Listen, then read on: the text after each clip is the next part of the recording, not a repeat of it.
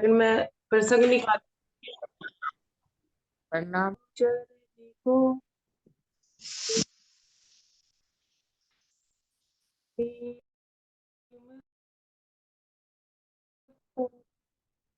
धनी श्री देव चंद्र जी श्री प्राणीनाथ निज पति श्री में राज सुना तेज कुंवर श्याम पल पल करो प्रणाम पिया जी को पल पल करो प्रणाम जी। श्री प्राणनाथ प्यारे की जय। श्री सदगुरु महाराज की जय। श्री राम रतन महाराज की जय। राम जी सुंदर साथ प्रसंग चल रहा था कि महाराज जी के पिताजी दुधले गांव में मेला दिखाने लेके गए। वहां से महाराज जी अकेले ही निकल पड़े। रास्ते में उन्हें बच्चा चोर मिला और समरू के रूप में, हुक्म के स्वरूप में समरू उन्हें बचाने आया। उसके बाद उनके पिताजी को और उनको ये लगा कि उनके ताऊजी ने ही ऐसा किया है। और उनके पिताजी तो हृदय से जानते ही थे कि उनके ताऊजी ने ही ऐसा किया, लेकिन वो फिर भी कुछ बोले नहीं। उन्होंने अपने परमात्मा में ही सब कुछ छोड़ के इस बात को वहीं खत्म कर दिया कि इत्तेफाक से जो जैसा करेगा वो वैसा भरे। सुंदर साथ जी महाराज जी 8 वर्ष के थे। उसके बाद उनके पिताजी भी अ, पिताजी का भी धाम गमन हो गया। और ये उनको भगवत प्रसाद था कि उनको पहले से ही पता था कि उनकी अब अ, जीवन लीला खत्म हो चुकी है। अब उनकी जीवन लीला आगे नहीं बढ़ेगी। तो ये उनको भगवान प्रसाद था। तो वो अपनी इच्छा से ही समझे कि वो इस अ, जीवन से गए। प्रणाम जी। आगे है पेज नंबर 8। महाराज जी कहते हैं, पिता हमारे छोड़ चले गए जब धाम, धीरे धीरे पास जो धन था वो हुआ तमाम। महाराज जी कहते हैं कि जब हमारे पिताजी चले गए तो जो हमारे पास धन था वो धीरे धीरे खत्म हो गया। माता रह गई सिर्फ साथ में लालन पालन को। केवल 8 वर्ष के बालक क्या दे सकता था उनको के लिए। मेरी माता जी है हमारे जीवन में। और भरोसा एक था अपना उल्टा माता के ऊपर, क्यों कर पालन हो उनका इनका, हमें देखकर रोती अक्सर। राजी कहते कि हमारा भार, हम तो क्या अपनी माँ का भार वहन करते, हमारा भार ही उल्टा माँ के ऊपर ही था। वो अक्सर हमें देख के रो दिया करती थी कि इनका लालन पालन कैसे होगा। कि उलट फेर है माया में, उलट गई बाजी सारी, काम किसी का करता कोई करता तो। महाराज जी कहते हैं कि माया की बाजी है ये तो, पल पल में उलटती पलटती रहती है। पल में दुख, पल में दुख, सुख, दुख के बाद सुख, सुख के बाद दुख, ये तो चलता ही रहता है। लेकिन इस माया में काम किसी का कोई करता करता तो पड़ता भारी। महाराज जी कहते हैं कि इस माया में कोई किसी का काम भी करता है तो करवाने वाले को भी भारी पड़ता। प्रणाम करवाने जी। वाले को बहुत कुछ झेलना पड़ता। प्रणाम जी। बहुत कुछ झेलना पड़ता है कि वो काम करने के बाद एहसान जताए। लाले आन पड़े खाने के, घेरा संकट ने आकर, कभी कभी माँ रोद उठती भूखा हम दोनों को पाकर। महाराज जी कहते हैं कि इतना बड़ा संकट आ गया था अब हमारे ऊपर कि खाने के भी लाले पड़े थे। एक वक्त का खाना भी हमारे पास नहीं होता था। और कभी कभी तो मार रोई पड़ती थी हम दोनों को भूखा पाकर। दिन दरिद्रता के कुछ तो घर के कोने कोने में काटे, कुछ रोज पड़ोसियों ने अपने थोड़े थोड़े संकट पाए। महाराज जी कहते हैं दरिद्रता के दिन थे, गरीबी के दिन थे। कुछ तो हमने अपने घर में के कोने कोने में मीन्स दैट की पानी पी के ही गुजारा करके अपने घर के कोने में जाके सो जाया करते थे। कुछ हमारे पड़ोसियों ने हमारे साथ बांटे। वो कैसे बांटे कि कभी कुछ बचा कुछ होता या कोई सहायता करते तो वो अपनी मर्जी से कर जाया कर। कुछ रोज पीसने पीस पीस चुपके माँ ने पाला, जितना टल सकता था वक्त उसने ये बुरा चक्र उसने टाला। महाराज जी कहते हैं कि मेरी माँ गेहूं पीसने, कभी दाल पीसने, कभी कुछ पीसने जाया करती थी पड़ोसियों के घर। क्योंकि ताऊ जी जाने नहीं देते थे। उस समय पे बड़ा ही होता था कि घर की औरतें बाहर जाएंगी तो इज्जत खराब हो जाती है, क्योंकि घर की औरतें बाहर नहीं निकला करती थी, काम का माहौल था। महाराज जी कहते चुपते चुपाते जाया करती थी, और उसके बदले में जो कोई दे दिया करता था, समय टल जाएगा। लड़ती भी रही संकटों से, सब किया हमारा बर पाया, लेकिन दुख टालन हारी का खुद ही टलने का वक्त। महाराज जी कहते हैं कि वो संकटों से लड़ती और हमारा बाहर भी बयान करती रही।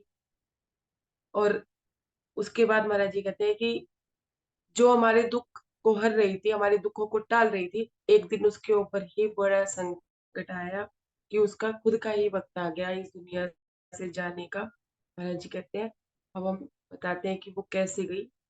काल पक्ष की ओर से उठा एक ऐसा वेग, चारों फुटों देश में फैला भयंकर खेद। महाराज जी कहते हैं कि काल पक्ष, कि काल ने अपना ऐसा घेरा डाला, ऐसा वेग आया काल का कि देश के चारों चारों कोई भी, हर कोने कोने में, चारों कोनों में एक भयंकर प्लेग फैला। सुंदर जी, जैसे हमारे यहाँ कोरोना फैला, उस समय भी एक बड़ी महामारी आई थी जिसले कहते थे। और इस समय हम लोगों ने कोरोना काल में देखा ही है कि हम लोगों की परिस्थिति क्या हुई। साल 63 का अंतिम था, लगा था संवत 64, महामारी फैली घर घर में, बाकी बची ना एक भी चौक। महाराज जी कहते हैं साल 63, संवत 63 था सुंदर साथ जी, सन 1908 चल रहा था। 1905 में महाराज जी के पिता का धाम गमन हुआ था, और 1908 में महाराज जी की माता जी का धाम गमन हुआ था। उसी सन की बात महाराज जी बता रहे हैं कि महामारी फैली थी घर घर में, कोई कोई ही चौखट बची होगी। महाराज जी ऐसा कहते हैं कि कोई एक आधी चौखट ही बची होगी कि जिस घर में ये रोग ना।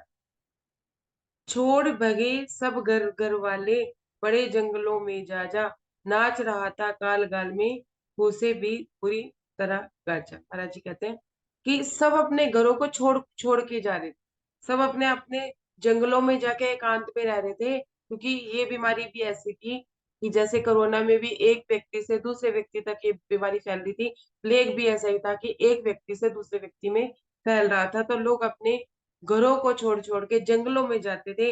और कहते हैं महाराज जी की काल मतलब मौत नाच रही थी सब तरफ, चारों तरफ मौत नाच रही थी। इसी वजह से सब या तो अपने अपने घरों में चले जा रहे थे, या फिर वो घर छोड़ छोड़ के जंगलों में चले गए। Page number 9।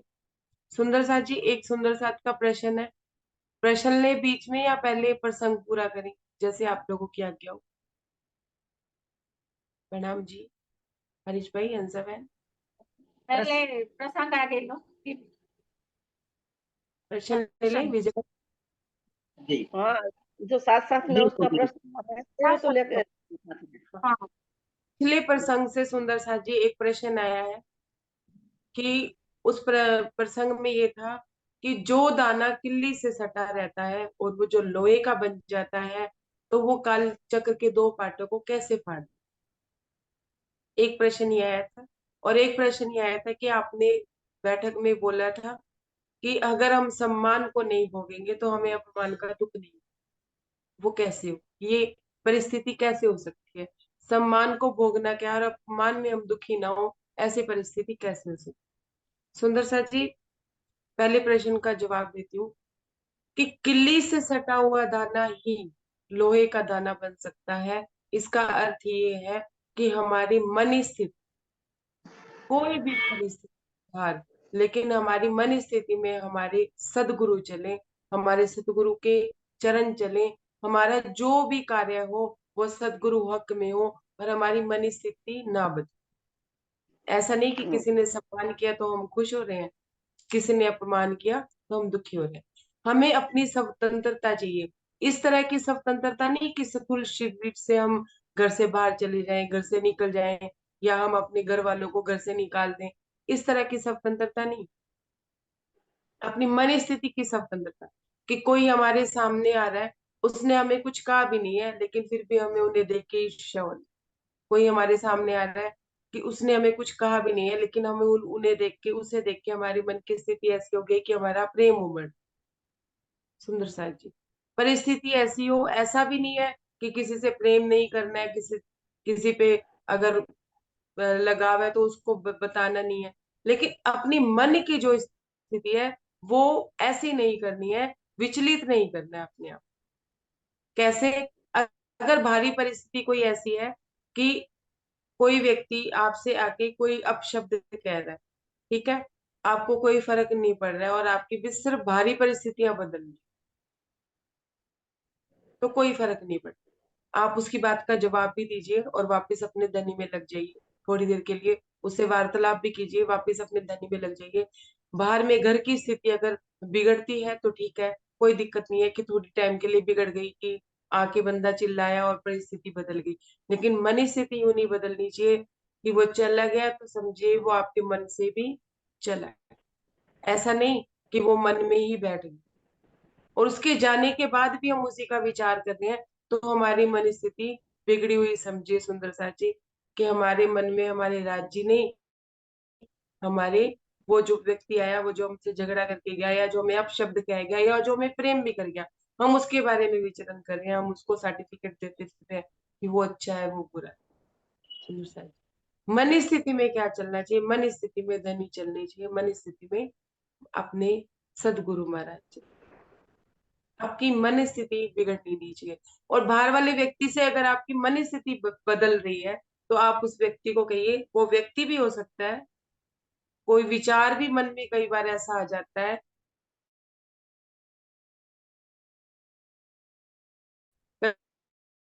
कई बार ये जिसकी वजह से हम उसे ही विचार तो उसको त्याग देना चाहिए, या तो वहां से उठ के चले जाना चाहिए या उसे जाने के लिए कह देना चाहिए, फिर चाहे वो कोई भी।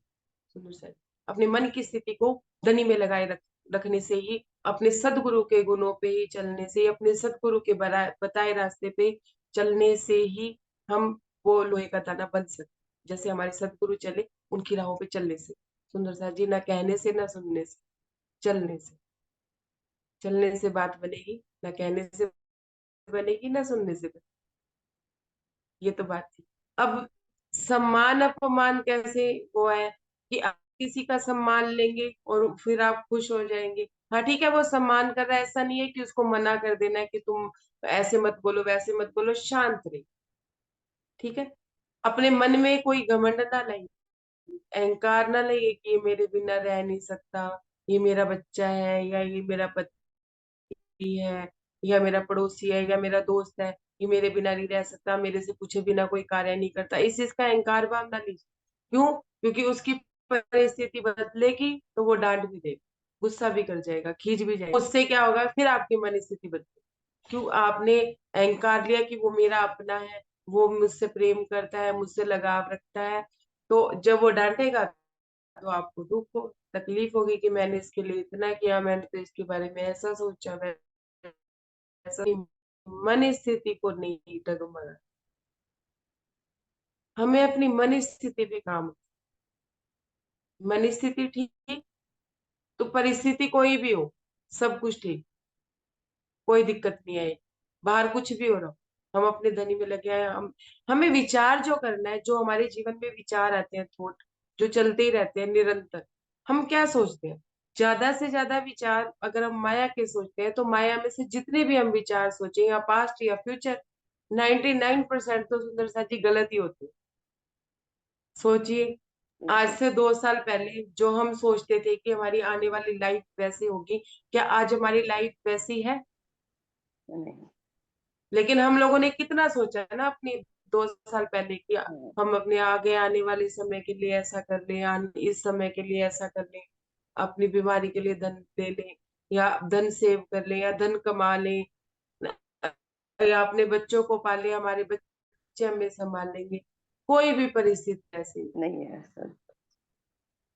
सुंदर साथ जी, हम राज्य की राह में भी चलते हैं ना, तो हम सोचते हैं चितवन कर ले, वाणी बंधन कर ले, ये कर ले, वो कर ले, उसमें भी मन भगाता है, उसमें भी अपने मन को एक स्थिर रख, कि जो अपने मन को दोस्त बना के, फ्रेंड बना के अपने साथ लगाए रखना है, कि एक जगह वो स्थिर रह सके, शांत हो सके। शांत मन ही धनी को पा सकता है, शांत मन ही अपने आप को देख सकता है, अशांत मन में कभी कुछ नहीं दिखता। किसी भी तरह से अपने मन को शांत कर ये, और ना ही किसी के आने से कोई ज्यादा फर्क पड़ना चाहिए, ना किसी के जाने से दुख होना चाहिए। ऐसा नहीं है कि कोई आए तो आप अपने चेहरे पे मुंह बना के बैठे, नहीं। आपका व्यवहार है क्या है, हमारा है प्रेम है। हमें सबके साथ गुण को नहीं छोड़ना, प्रेम व्यवहार में। और ये जो अपने, जो हमारे में गुण है या जो हमारे धनी में, उनमें से हम कोई भी गुण ले सकते हैं, वो भी विचार करके। वो हमारी वाणी में लिखे ना, विचार विचार विचारिए, मतलब क्या करना है, अपने पे मनन करना, मूलभूत गुण क्या है हमारा मूलभूत गुण। झगड़ा करना तो है नहीं, चीखना चिल्लाना तो है नहीं। हमारा मूलभूत गुण तो इश्क है। इश्क में हमें क्या करना है, हमें सबसे प्रेम व्यवहार करना है, फिर चाहे कोई हमसे कैसा भी बात। सुंदर साथ जी, मैंने ऐसे सुंदर साथ देखे, मेरी उनसे मुलाकात, कि हम अगर गुस्से में कुछ कह भी देते हैं, मैंने भी कभी गुस्से में उनको कुछ कह दिया, या मैंने कोई भी अपशब्द कह दिया या अपव्यवहार भी, गलत व्यवहार भी कर दिया, तो उन्होंने कभी पलट के मुझे जवाब नहीं दिया, ना ही उन्होंने अपना व्यवहार मेरे प्रति बदला। तो मुझे उनसे सीख मिली कि हम भी तो उसी घर के वासी हैं जिस घर के ये वासी हैं, तो हमारे में और इनमें इतना परिवर्तन कैसे हो सकता है? अगर है तो फिर हमारे में कोई त्रुटि है, फिर अपने में काम कीजिए। अगर वाकई में अभी भी ऐसा ही हो रहा है कि हम अपने प्रेम व्यवहार में नहीं रह पा रहे हैं, तो अपने पे करें। तो इसलिए ना सम्मान भोगिए ना अपमान का दुख लगेगा। अगर किसने सम्मान दिया तो ठीक, नहीं दिया तो ठीक। हमें सिर्फ अपने राज्य में लगे रहना है, अपने राज्य के लिए विचरण करना। अब जब गोकुल में हम गोकुल लीला भी सुन रहे हैं, सब सब जगह भी तक चल रही है, गोकुल रास का वर्णन, ब्रजरास का वर्णन चल रहा है। उसमें क्या गोपियों को उनकी सासू माँ कभी डांटती नहीं होगी? क्या पतियों से कभी डांट नहीं पड़ी होगी? है? ऐसा नहीं है कि उनके बच्चों ने कभी उनसे कुछ कहा नहीं होगा। सुबह 5 बजे उठ के काम में लग जाती थी। आज तो काम, अब तो आज तो अपने घरों में सब काम वाली है। उस समय तो कोई नहीं हुआ करता था। डांट भी पड़ती होगी, सब कुछ पड़ता होगा, लेकिन वो अपने धनी प्रेम में लगी रहती होंगी, तो उन्हें कोई फर्क नहीं। सखियां सखियां भी आपस में कोई बात कर लेती होंगी तो वो हंसी ठिठोली में उड़ा दिया करती होंगी। क्यों? क्योंकि एक ही घर की थी, और उनको था ही नहीं कि हमें किसी से कुछ गुस्सा गुस्सा करना है। वो अपनी मस्ती में मस्त, अपनी मस्ती में मस्त रहे, अपने आप में मस्त मलंगन होता है, अपनी ही अ, अप, अपनी ही संगत करनी है। अपनी संगत में यूं नहीं कि हम किसी और से बात कर रहे हैं तो हमारा मन माया में जा रहा है। ठीक है, ये तो होगी बाहर की संगत। अगर अपने से भी संगत कर रहे हैं, अपनी भी संगति करें और मन माया में जा रहा है, तो फिर कोई फर्क नहीं है कि आप दूसरे से बात कर रहे हैं या अपने से बात। अपनी संगति का मतलब है कि अपने ही निज सुख में, कि हम निजानंदी हैं, हम क्या कृष्ण प्रणामी है, जो भी है सब अपने निज के आनंद में रहे। कि अपने से भी बात करें तो हम अपने से भी धनी की बात करें, धनी के आनंद में बस। सुनो साथ जी, तभी हम वो लोहे का दाना बन सकते। सतगुरु चरण का आसरा, जगत जान का फूल। सदगुरु चरण आसरे के बाद भी मन मूरख बरमा फिरे, चाटत जग की धूल। फिर भी मन भागेगा, मन आपको भगाएगा, इधर भगाएगा उधर भगाएगा। लेकिन अपने मन को क्या कहना है, जब हमारा मन माया में लग जाए और घूम फिर के आ जाए सोच में, अगर कोई काम माया का करना पड़ रहा है, उस क्षण के लिए हम माया की बात कर रहे हैं और उसके बाद तुरंत अपने राज्य में लग जाते हैं, तो वो हमारा सेव है। लेकिन बैठे बैठे हम माया को भी चाह रहे हैं, माया के बारे में सोच रहे हैं, उस पर्सन के बारे में सोच रहे हैं जो हमारे जीवन में वैल्यू भी नहीं रखता, और जिसके होने ना होने से हमारे जीवन में फर्क भी नहीं पड़ता। तो फिर अपने मन को कहना है, मन मूर्ख भरमा फिरे, कि मन मूर्ख घूम आया तो सारे धूल की, सारे जग की धूल चाट आया, अपने मन को ही दम कर, अपनी मन स्थिति को ही। आपको मिल गया होगा जिनका भी क्वेश्चन था। तो प्रसंग आगे बढ़ाते हैं। प्रणाम जी, पेज नंबर 9। महाराज जी कहते हैं, महामारी फैली हुई थी। लोग या तो जंगलों में जा रहे थे घर छोड़ छोड़ के, या अपने घरों में घुसे रहते थे, और काल बाहर ऐसे ही नाच नाच रहा था। मौत तांडव कर रही थी, हर घर में मौत घूम रही थी। ऐसा कोई घर नहीं था, ऐसी कोई चौखट नहीं थी जो बची। कीड़े और मकोड़ों की गति मानव चारों ओर मरे, मरने वालों को सच जानो, ढोने वाले नहीं। महाराज जी कहते हैं कि कीड़े मकोड़ों की भांति, कि जैसे एक वो टिड्डी दल आता है ना, खेतों में आता है और खेत खराब करके चला जाता है, और वो झुंड का झुंड ही आता है और झुंड का झुंड ही इकट्ठे मरते हैं। महाराज जी ऐसे कहते हैं कि कीड़ा मकोड़ों की भांति मानव चारों ओर मरे जा रहे थे, और जो मर रहे थे ना, तो किसी किसी को तो सच मानो, महाराज जी कहते हैं कि सच में ये मानना कि उनके ढोने वाले भी नहीं। क्यों नहीं थे? क्योंकि पूरा का पूरा परिवार ही मर गया। अब पूरा परिवार ही मर गया तो ढोने वाला कौन मिले? उनकी अजल मजल करने वाला कौन मिले? अजल मजल करने वाला तक किसी किसी को मिले, जब चिंता एक मुर्दे दो दो, बाज बाज तो नहीं। सुंदर सा जी सेम परिस्थिति हमने कोरोना काल में देखी, कि कोई किसी की अजल मजल के लिए भी नहीं जाता, क्योंकि बीमारी ही ऐसी थी। किसी किसी को तो ये भी नहीं मिला कि कोई उसकी अजल मजल करे। एक ही एक ही चिता पे मुर्दे दो दो करके फूके, कि दो दो मुर्दों को करके जला दे। सभी ये कंडीशन हम लोग देख चुके हैं। बचते एक दूसरे से सब, घर दर पड़े रह बंद पड़े रहते, भाई भाई करते गली कुचे, लोग छोड़ छोड़ भागते। महाराज जी कहते हैं कि सब एक दूसरे से बचे रहते, सब अपने घरों में बंद रहते, दरवाजे बंद रहते। जैसे हम कोरोना काल में थे, गली में सिर्फ साए साए हवा चला करती थी। गली कूचे में कोई होता नहीं था, या तो अपने घर को, या तो घर के अंदर पड़े रहते, या घर से भाग के दूर जंगलों में चले जाते। गोद में छिपाए हम दोनों को, माँ घर में बैठी रहती, चाहे काम बिगड़ जाए तो बाहर वो जाने नहीं देती। हाँ जी, कहते हैं कि हम दोनों को अपनी गोद में छिपाए, माता घर के अंदर ही बैठ गए। काम करने जाती थी, चक्की पीसने, आटा पीसने जाती थी, कभी गेहूं, कभी दाल पीसने जाती थी, कुछ भी करने जाती थी। अब वो काम भी बंद हो गया था, लेकिन फिर भी माँ हम दोनों को भी बाहर नहीं निकलने देती थी। चाहे कितना भी काम बिगड़ जाए, चाहे कितनी भी परिस्थिति विकट आ गई थी, लेकिन वो बाहर नहीं जाने देती थी। उन्हें ऐसा लगता था जैसे मानो बाहर खैर नहीं, गली गली फिर रही हो मौत, जो निकला घर से बाहर मानो पकड़ करती करेगी फोन। महाराज जी कहते हैं कि ऐसा लगता था उनको, मेरी माता को ऐसा लगता था कि गली गली में मौत ही नाच रही है, कि ये बाहर जाएंगे तो इनको हवा लगेगी, इन्हें कुछ हो जाएगा, मानो इन्हें मौत पकड़ लेगी, मौत की फौजी ने आके पकड़ लेगी। ऐसा उनको महसूस होता था, इसलिए वो हमें बाहर नहीं जाने। अब माता भी बाहर नहीं जाती, बच्चे भी बाहर नहीं जाते थे, तो सुंदर साथ जी घर में वैसे ही दरिद्रता थी, एक समय खा के महाराज जी गुजारा किया करते थे, उनकी माता भी। अब और ज्यादा कंडीशन खराब थी। क्या कंडीशन थी? घर में न था एक दाना तक, भूखे गुजारे थे वक्त, समय तंग तो था पहले ही, लेकिन अब कुछ हुआ सब। कहते हैं कि घर में एक दाना भी नहीं, भूखे रह के ही वक्त गुजार रहे। सुंदर साथ जी क्या, समय तो पहले ही तंग था, दरिद्रता तो पहले ही थी, अब सख्ती और ज्यादा। और हमें देख के सब कुछ होते सोते भी हमें ऐसा लगता है कि हमारे पास कुछ नहीं, ये खाने को नहीं है, वो खाने को नहीं है। हमारे साथ पास रोटी नहीं है, रोटी है तो सलाद नहीं है, सलाद है तो रायता नहीं है, रायता है तो दो सब्जियां नहीं है। अच्छा, उसके बाद खाने को मीठा भी नहीं है, इसके लिए भी मन उग्र हो जाता है कि खाने के बाद मीठा तो होना ही चाहिए। और ये हमारा जी का कहना है कि समय सख्त हो,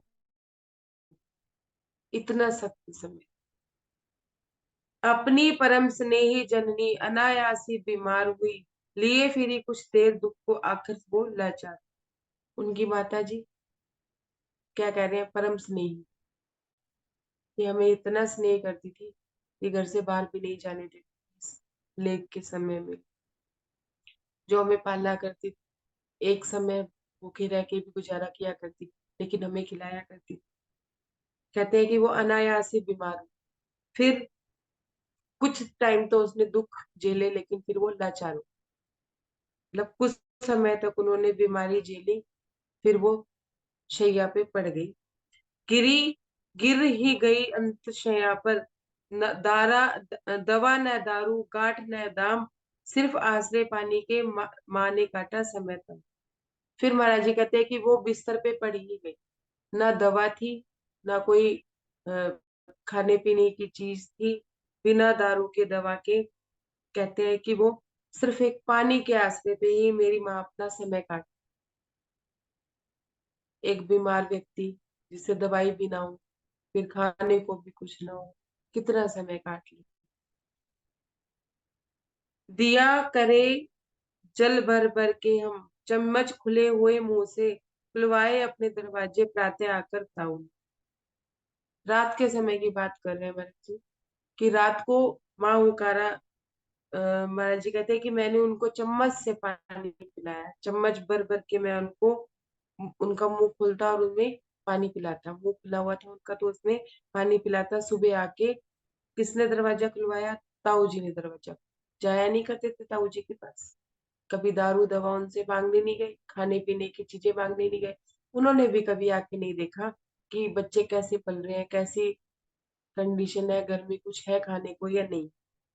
बिना घुसे ही माँ अंदर, माँ का हाल ताऊ जी ने पूछा, हमको क्या मालूम कि क्या है, हमने बता दिया अच्छा। बिना अंदर आई, दरवाजे पे खड़े खड़े ही ताऊ जी ने माँ का हाल पूछा। इनसे महाराज जी से, महाराज जी दरवाजा खोलने आए थे ना, तो महाराज जी कहते मुझे क्या पता था। उन्होंने पूछा तो मैंने कहा हाँ अच्छी है माँ। क्या कह रहे हैं? आधी रात तक ताऊ कू करती, कूकू इसकी भी थी, चुप पड़ी है अब तो पानी देने पे ही। क्या कहते हैं कि आधी रात तो ताऊ जी ये पानी के लिए कू कर रही थी, तो मैं जब ये कू करती तो मैं पानी दे देता था, लेकिन उसके बाद से तो इनका मुंह खुला पड़ा है, पानी मैं दे देता हूँ तो पी लेती है, लेकिन मांगती भी नहीं। सुंदर सा जी नन्हे से बालक थे, उनको पता नहीं था कि क्या कंडीशन होती है बीमारी, और क्या कंडीशन होती है मौत में। चुप पड़ी है अब तो पानी देने पर है पीती, ताऊ स्वयं देखने आए तो माँ पाई मरी हुई, बड़ी देर में आंख लगी है मुंह फाड़े है पड़ी। ताऊ जी ने जब आके देखा तो माँ को मरा हुआ पाया। तो कहते हैं कि इनकी तो बड़ी देर से आंख लगी पड़ी है, लेकिन क्या कहते हैं कि मरी हुई पड़ी थी वो। और महाराज जी ये सोच रहे थे कि उनकी आंख लग गई है, उनको नींद आ गई है, सारी रात वो कुकू करती रही है तो वो थक गई है, तो जिसकी वजह से वो सो रही है, लेकिन उनका मुंह खुला था, वो मरी थी। मुझे झिड़क कर बोले ताऊ, कहता है माँ सोई हुई, अकड़ी हुई पड़ी है बुढ़िया, कब से जाने मरी हुई। महाराज जी, ताऊ महाराज जी के ताऊ जी महाराज जी को झिड़क के क्या कहते हैं, क्या कह रहा है कि तुम तो कह रहे हो कि माँ सोई पड़ी, लेकिन तुम्हारी माँ तो मरी पड़ी है, अकड़ी पड़ी है, देखो इसका शरीर भी अकड़ा पड़ा है। तुम्हें ये भी नहीं पता कि कब से तुम्हारी मम्मी की ये परिस्थिति है, कब से मरी हुई है। Page number 10। खुला हुआ मुंह देख देख कर भरे गए पानी अब बुझ, न जा अब कहीं गांव में जाकर कोई मरा है ये बुझ। क्या कह रहे हैं महाराज जी को कि मुंह को खुला देख के जबरदस्ती इसमें पानी डाले जा रहा है, पता तो है नहीं, सूझ तो कुछ रहा नहीं। सुंदर सा जी, और पानी डाले जा रहे हो, ये भी नहीं देखते कि माँ मरी पड़ी है, कि किसी को बुला लो, किसी को कुछ कह लो। कहते हैं जाओ, अब छोड़ो अपनी माँ को और जाओ देखो गांव में कोई मरा हुआ है क्या, क्योंकि उस समय प्लेग की बीमारी थी, कोई ऐसे तो अजल मजल के लिए ले जाता नहीं था, चुपचाप से जो मर जाता था उसको ले जाके उसकी अजल मजल कर दी जाती थी। जैसे कोरोना काल में कोई मर भी जाता था तो सगे संबंधी आते ही नहीं, जो जहाँ होता था वहीं की वहीं उसकी अजल मसल कर दी जाती थी, चाहे वो अस्पताल में है चाहे वो कहीं भी। उस समय की बात, उस उसकी गाड़ी में धर देंगे वरना कौन ले जाएगा, पड़ी पड़ी सड़ जाएगी यहाँ, लेने कोई नहीं आएगा। क्या कहते हैं कि जाओ जाके पता करो कि गांव में कोई मरा हुआ है क्या, जो मरा हुआ है उसी की गाड़ी में ही धर देंगे, वरना यहाँ कौन आने वाला है इनको ले जाने के लिए, कोई आएगा तो है नहीं कि हाँ भी कोई ले जाए, और पड़ी पड़ी यही सड़ जाएगी, ये लाश भी यही पड़ी पड़ी सड़ जाएगी। इससे अच्छा तुम कि गांव में जाओ और पता करो कि कोई मरा है, तो हम उसकी गाड़ी में इन्हें रखवा देंगे। मुझे चून देता जा इतने पिंड बनाकर रख दूंगा, जब गाड़ी आएगी उसमें तेरी माँ को धर दूं। चून चून आटे को कह रहे हैं। उनके ताऊ जी क्या कह रहे हैं कि मुझे थोड़ा सा चून देता जा कि मैं वो पिंड बना के रख दूं, और जब गाड़ी आएगी तो उसमें रख देंगे, उससे पहले मैं ये काम कर। जब तक गाड़ी आई, सॉरी, ताऊ जी अपने यहाँ कहाँ धरा है चून, शायद ढूंढो तो कहीं तनिक बनिक बस, बस अ, चून। क्या कहते हैं महाराज जी ताऊ जी को कि ताऊ जी यहाँ कहाँ चून धरा पर, यहाँ कहाँ गेहूं है, अगर ढूंढोगे ना तो जरा मरा सा कोई नीचे गिरा हुआ आटा ही आपको मिलेगा तनिक बनिक। वैसे हमारे घर चून नहीं था, क्योंकि हम तो ऐसे ही काम चला रहे थे। गुड़ चाहो तो थोड़ा सा चून, न गेहूं का दाना, सच पूछो तो 2 दिन से भूखे हैं, मिला नहीं खाना। क्या कह रहे हैं कि गुड़ चाहो तो थोड़ा सा मिल जाएगा, ना चून है ना गेहूं का दाना है, तो आप सच मानिए, आप सच पूछिए, तो हमने 2 दिन से खाना भी नहीं खाया, हम 2 दिन से भूखे हैं। थोड़ा थोड़ा गुड़ खा करके पानी पी सो जाते, घर उधार मिल जाता कहीं से चून मांग कर लाते। क्या कह रहे हैं कि थोड़ा थोड़ा गुड़ खाते थे, और इतने दिनों से हम पानी पी लेते थे, उससे ही काम चला लिया करते थे। वो गुड़ खा के पानी पी के सो जाया करते थे। घर कहीं से उधार मिल जाती तो थोड़ा बहुत गेहूं वगैरह या चून कोई दे देता था, तो हम खा लिया करते। एक सुनार पर वाजिब था कुछ कर्ज पिता का दिया हुआ, मैंने सोचा मैंने चले उसके घर शायद मिल जाए कुछ हासिल। क्या कहते हैं कि एक सुनार था, उस सुनार के घर उस सुनार को पिताजी ने कुछ कर्ज दिया हुआ था, कि मतलब जैसे कोई धन सेव रखता है किसी के पास रख देता है, ऐसे ही महाराज जी के पिताजी ने कुछ धन उनको दे रखा था। तो महाराज जी कहते हैं कि मैं उनके घर चला गया कि शायद वो कोई आसरा दे दे, कोई सहारा दे दे, कुछ सहायता कर दे। मैं उस सुनार के घर चला गया, मैंने उस सुनार के फाटक खटखटाए, फौरन जाकर ताऊ ताऊ चिल्लाया, मैं फाटक खोले तब आकर। कहते हैं कि मैंने जाके उनके दरवाजे खटखटाए और मैं जोर जोर से चिल्लाया, ताऊ जी, तो उन्होंने फाटक आकर खोले।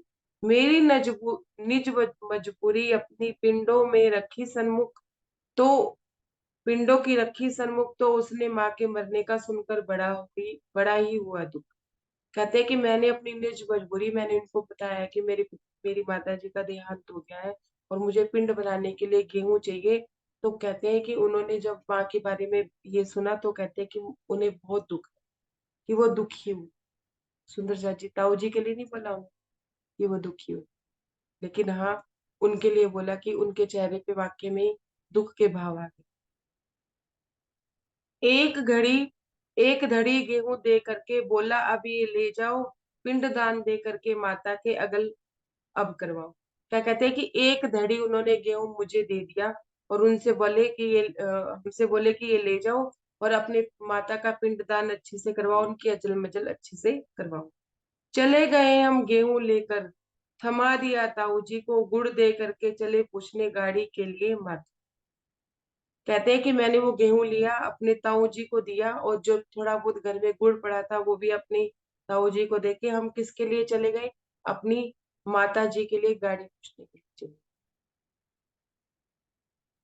हमने एक द्वार पर जाकर उसकी कुंडी खटकाई, बड़ी देर के बाद द्वार पर बोली आकर इकमाई। कहते हैं कि एक दरवाजे पे जाके हमने कुंडी खटकाई, दरवाजा खटकाया, बड़ी देर बाद दरवाजा खुला किसी ने आके, और एक माई आई, उन्होंने क्या बोला, क्यों भैया, क्यों आए हो बतला, जो कहना है झट कह जा। हमने भी झट से पूछा, तेरे आज मरा है क्या। महाराज जी कहते हैं कि आई वो बहुत देर के बाद तो आई, और आती ही पूछती है, क्या क्या बात है भैया, क्या कहना है तुझे, क्या काम है, जल्दी से बताओ। कि उस समय सब अपने घरों में बंद होते थे, ज्यादा किसी से बात नहीं किया करते थे। जब उसने जट से कहा ना, तो महाराज जी कहते हैं मैंने भी जट से ऐसे ही पूछा कि तेरे घर कोई मरा है, कोई मरा है, बस इतना पूछना ही था। सुंदर सा जी ये पेज करेंगे हम कल, 11 नंबर पेज। समय अभी 4 मिनट का पड़ा है, इतना इतने का ही हम थोड़ा बहुत जो भी है बातों निवेद करते हैं, बाकी का पूरे प्रसंग की बात करेंगे। सुंदर सा जी इसमें बातों निवेद महाराज जी क्या बताते हैं कि जीवन का ना पता चलता कि कब बीत जाए, कब हमारे जीवन में मृत्यु आ जाए, पाँव पाँव पल का नहीं भरोसा, बरस दिन और मास। महाराज जी कहते हैं कि इतने सख्त इतने सख्त परिस्थितियों के होते हुए महाराज जी ने कभी अपने ताऊ जी से कुछ नहीं मांगा, शुरू से ही। बचपन से ही, शुरू से ही ये गुण था। क्यों? क्योंकि अगर माँ मांगने जाती तो माँ के पीछे पीछे शायद बच्चे भी मांगने जाते। लेकिन उनके माता पिता का भी यही स्वभाव था कि जितने में होता था उतने में ही रह लेते थे। तो बच्चे भी उसी हिसाब के थे, उसी परिस्थिति के थे। क्या कहते हैं कि ताऊ जी ने कभी आके पूछा भी नहीं। सुंदर साथ जी, जब घर में धन धान्य खूब होता है ना, तो रिश्ते ना होते हुए भी रिश्ते बन जाते हैं। लेकिन अगर घर में धान नहीं होता ना, तो फिर कोई रिश्तेदार भी रिश्तेदार नहीं होता। कोई विकट परिस्थितियों में भी साथ नहीं दे। महाराज जी यहाँ ये बात जता रहे हैं कि ताऊ जी ने आके कभी पूछा नहीं। एक दिन आए, उन्हें कुछ आशंका लगी होगी, सुबह सुबह आए। तो जब उनको पता लगा होगा कि माँ 2 दिन से बीमार पड़ी है, तो आए। 2 दिन से तो आए नहीं। जब आए तो बाहर से ही पूछते हैं कि कैसी है तुम्हारी माँ। अंदर आके भी नहीं कह रहे, यूं भी नहीं कह रहे कि माँ बूढ़ी है, कि मरी पड़ी है बूढ़ी। सुंदर साथ जी, ऐसा स्वभाव था उनके ताऊ जी। फिर क्या कह रहे हैं कि जाओ, इन्हें छोड़ के जाओ, अपनी माँ की अजल मजल की तैयारी करो। पूछो कोई अगर मरा हुआ है तो उसकी गाड़ी में लदवा दे, नहीं तो कौन पकड़ेगा इसको, ये बुढ़िया सड़ी यही पड़ी पड़ी सड़ जाएगी। सुंदर साथ जी, वो छोटा सा नन्हा सा बालक, कितने साल के थे महाराज? 10 साल के, वो 10-11 साल के थे। इतनी उम्र में वो घर घर जाके अपनी जिम्मेदारियों को कैसे निभा रहे। और उधर माँ मरी पड़ी है। लेकिन महाराज जी फिर भी एक एक चम्मच लेके माँ के मुंह में जल डाल रहे हैं। वो अपनी सेवा कर। हालांकि उन्हें पता नहीं है कि माँ मरी पड़ी है, लेकिन उनका भाव है कि मैं अपनी माँ की सेवा करूं, अपनी माँ के पास ही बैठे। सोए भी नहीं है पूरी रात से। एक नन्हे से बालक में इतना भाव है अपनी माँ को। और जगा इसलिए नहीं रहे हैं कि उन्हें लग रहा है कि हाँ माँ थक गई है कू कू करके, तो अब माँ सो रही है, तो वो जगा भी नहीं। देखिए सुंदर साथ जी, ये भाव देखिए कैसे वो सेवा भावी थे शुरू से। जितना हो सका उन्होंने अपनी माता की सेवा की। और उसके बाद ताऊ जी क्या कह रहे हैं कि लाओ चून दो, मैं पिंड बना देता हूँ। अगर महाराज जी ने ऐसा कह दिया कि हमारे यहाँ चून नहीं है, हम तो 2 दिन से पहले से ही भूखे हैं, ताऊ जी में इतना भी नहीं था कि वो अपने घर से चून ला के पिंड बना देते। वो भी महाराज जी को ही कह रहे हैं कि जाओ कहीं से अरेंज करो। महाराज जी बनिए के पास जा रहे हैं, बनिए से मांग रहे हैं। बनिए को दुख लग रहा है, लेकिन उनके ताऊ जी को कोई दुख नहीं लगा कि उनके बच्चे, क्योंकि वो तो पहले से ही महाराज जी ने बखान किया ना कि उनके पिताजी वो कह रहे थे कि कब वो छज्जू दत्त का दीवा गुल हो, कब ये दोनों बच्चे भी मरे और हमें धन संपत्ति मिले। उस समय में कोई ज्यादा धन संपत्ति नहीं हुआ करती थी, लेकिन जितनी भी हुआ करती थी उतना भी लालच हुआ। और आज तो सुंदर साथ जी, जितनी ज्यादा धन संपत्ति होती है उतना ज्यादा लालच होता है। माँ बाप माँ बाप का दुख बच्चे अपनी उनकी दरिद्रता या उनकी दुखों को नहीं बांटते, उनकी संपत्ति को बांटते हैं आप। उनके दुखों का भाव नहीं लेते कि हाँ भी हमारे माँ बाप ने हमें इतना दुखी होकर पाला पोसा है। लेकिन उनकी संपत्ति का भाव हमेशा उनके मन में रहता है कि हाँ ये संपत्ति मेरी और ये संपत्ति। उस समय में उस समय के हिसाब से लालच था। लालच तब भी था और लालच दुनिया में आज भी है। महाराज जी कहीं ना कहीं से चून ले आए।